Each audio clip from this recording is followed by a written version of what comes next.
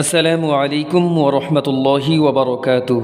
সম্মানিত দিনী ভাই ও বোনেরা, কোরআন শিক্ষা কোর্সের তৃতীয় পর্বে আপনাদেরকে স্বাগত জানাচ্ছি। এ কোর্সের আলোচ্য বিষয় হল মুরাক্কাব।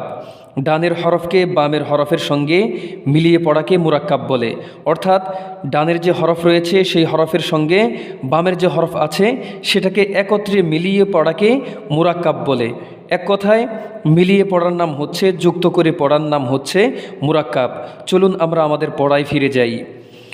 বিসমিল্লাহির রহমানির রহিম।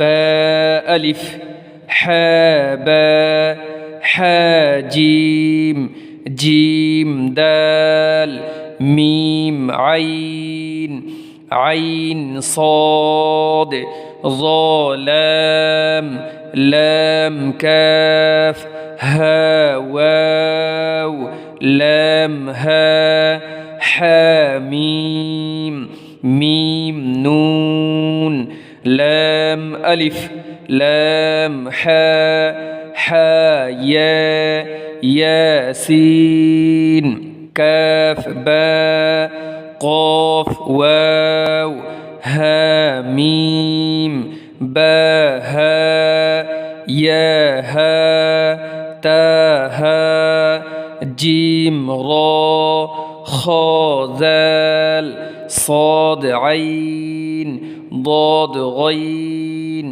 فا جيم, يا فا, لام همزة, জিম হামজা।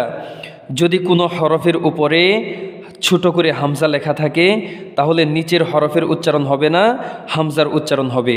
যেমন লাম হামজা, জিম হামজা, صاد لام হা, বা صاد لام, খ লাম صاد, আইন নুন কাফ, لام عين نون, شين فا عين, تا جيم دال, فا تا حا, نون عين تا, يا صاد لام, خا با را, كاف سين با, سين عين دال, ياسين را, نون فا سين, طا لام با, ميم طا را, حا با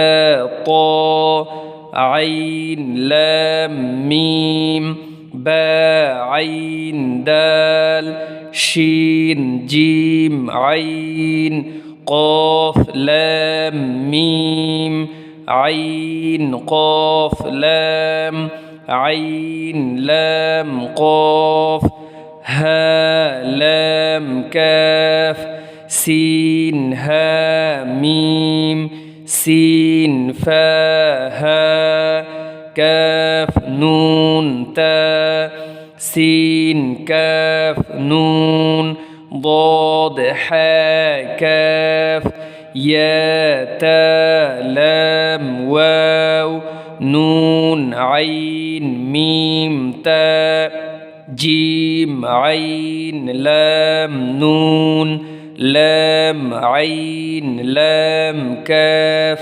ميم قاف طا عين, سا قاف لام تا, يا نون قاف لام با, تا ضاد لام يا لام, يا تا كاف لام ميم, تا ميم لام يا كاف, ميم ميم تا حا نون, لام فا سين قاف يا نون, يا نون فا عين كاف ميم, يا سين تا يا قاف نون, لام لام ميم تا قاف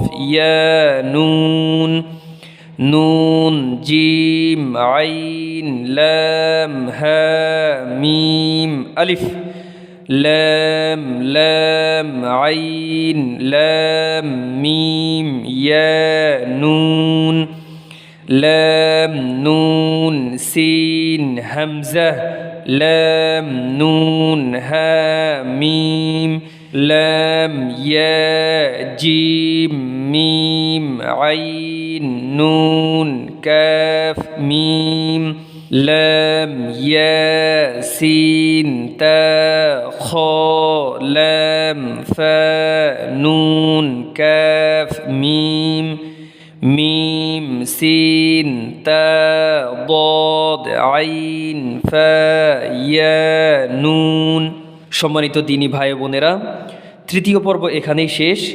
আপনারা যখন পড়বেন, পড়ার সময় বারবার হরফগুলো উচ্চারণ করবেন, সঠিকভাবে উচ্চারণ করার চেষ্টা করবেন। একটা কথা আছে, একবার না পারিলে দেখো শতবার। আপনারা বারবার এই পড়াগুলো প্র্যাকটিস করবেন। ইনশাআল্লাহ খুব দ্রুতই চতুর্থ পর্ব নিয়ে আপনাদের সামনে হাজির হব। সে পর্যন্ত ভালো থাকুন, সুস্থ থাকুন।